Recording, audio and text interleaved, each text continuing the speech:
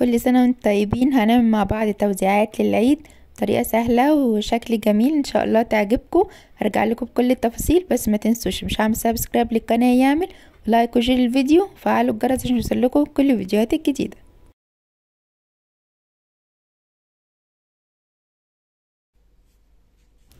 هنحتاج اي ورقة مستطيلة اي مقاس تحبوه على حسب الحاجات اللي انتوا هتحطوها جواه، وممكن نستخدم دبل فيس او غيره او جلو اللي انتوا تحبوه كله هينفع.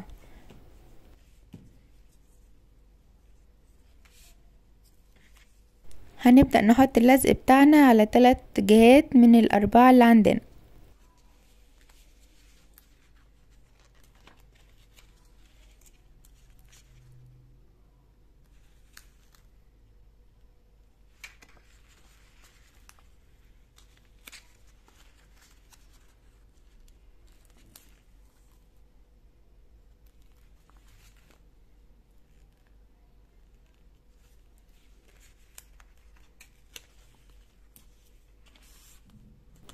اول حاجة هنعملها هنشيل اللزقة من الجهة الصغيرة ونبدأ نلزقها على الناحية التانية بالشكل ده.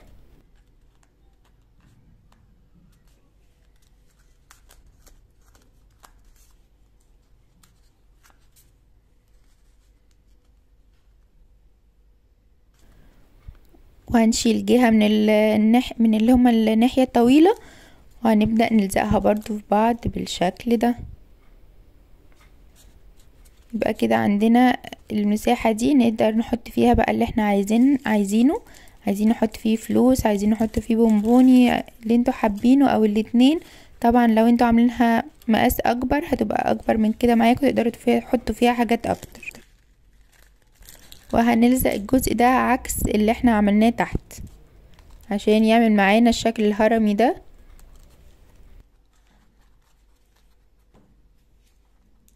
وهنا هشرشر الحروف بتاعتها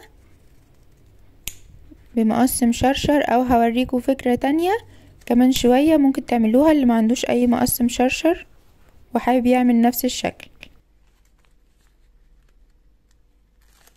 هنقفل واحدة تانية كده بسرعة مع بعض، هوريكم ممكن نعملها ازاي.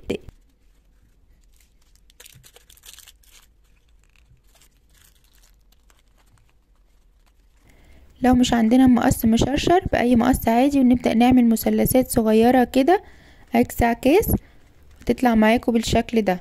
هي بالظبط زيها زي المقص المشرشر، هتدينا نفس النتيجة برضو. بس كده خلصنا. يا رب تكون الفكرة عجبتكم وتنفذوها وتوزعوها في العيد على الأطفال بتوع العيلة أو الناس اللي بتحب توزع الحلويات على الأطفال في صلاة العيد. برضو الفكرة دي حلوة.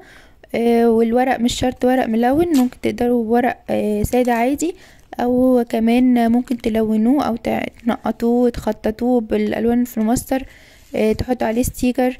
يعني ما تخليش حاجه توقفكم، وتقدروا تعملوا باي حاجه عندكم.